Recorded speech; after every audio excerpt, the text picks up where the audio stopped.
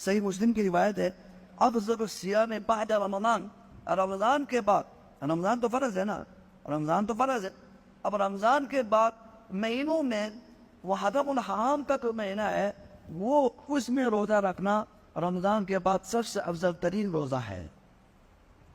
مہینوں میں رمضان تو فرض ہے، باقی مہینوں میں محرم الحرام کا روزہ دوسرے مہینوں سے افضل ہے۔ افضل الصیام بعد رمضان صیام شہر اللہ المحرم، رمضان کے بعد سب سے افضل ترین روزہ اللہ کا جو مہینہ محرم اس میں روزہ رکھنا افضل ہے۔